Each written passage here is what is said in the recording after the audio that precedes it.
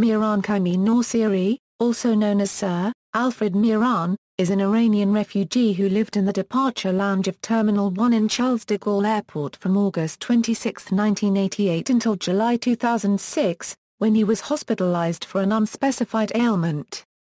His autobiography has been published as a book and was the basis for the Tom Hanks movie The Terminal. Early life: Nasseri was born in the Anglo-Persian Oil Company settlement located in Masjid Sulaiman, Iran. His father was an Iranian physician working for the company. Nasseri stated that his mother was a nurse from Scotland working in the same place. He arrived in the United Kingdom in September 1973, to take a 3-year course in Yugoslav studies at the University of Bradford. Life in Terminal 1. Nasseri claims he was expelled from Iran in 1977 for protests against the Shah and after a long battle, involving applications in several countries, was awarded refugee status by the United Nations High Commissioner for Refugees in Belgium. This allegedly permitted residence in many other European countries. However, this claim has been disputed. Having claimed to have one British parent, although he has produced no evidence to support this, he decided to settle in the UK in 1986, but en route there in 1988, his papers were lost either because his briefcase was stolen or because he himself, in a moment of folly, sent them back. Despite this setback, he boarded the plane for London but was promptly returned to France when he failed to present a passport to British immigration officials.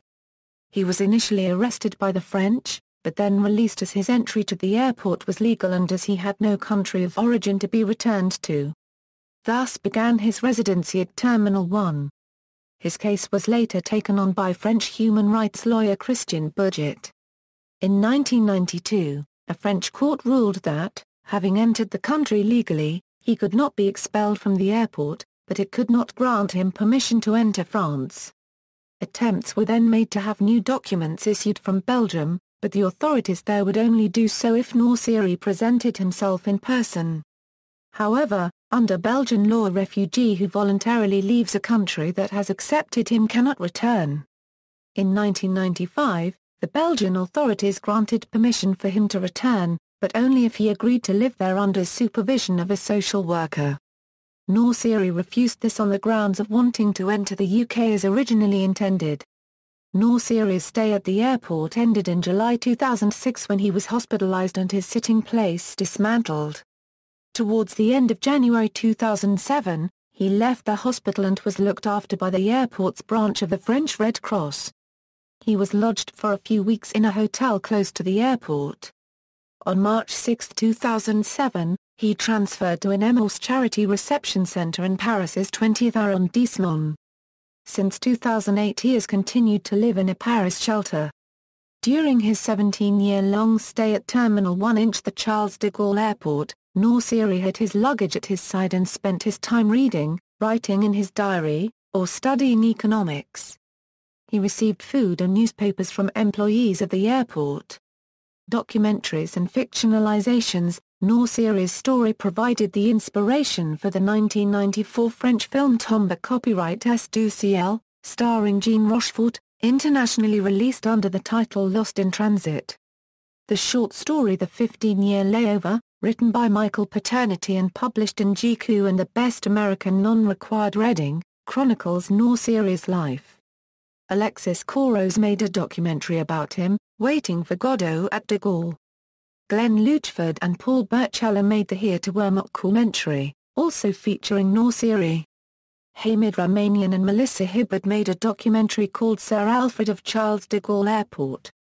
Nasseri was reportedly the inspiration behind the character Victor Navorsky, from the 2004 Tom Hanks movie The Terminal. However, neither publicity materials, nor the DVD special features, nor the film's website mentions Nasseri's plight as an inspiration for the film. Despite this, in September 2003, the New York Times noted that Steven Spielberg had bought the rights to his life story as the basis for The Terminal. The Guardian indicates that Spielberg's DreamWorks production company paid $250,000 to Nasseri for rights to his story and report that, as of 2004, he carried a poster advertising Spielberg's film draping his suitcase next to his bench. Nasseri was reportedly excited about the terminal, but it was unlikely that he would ever have had a chance to see it in theaters. In 2004 the book The Terminal Man was published in several countries including the UK and Germany. The Terminal Man was a full-length autobiography co-written by Nasseri and British author Andrew Donkin. The book was reviewed in the UK's Sunday Times as being profoundly disturbing and brilliant.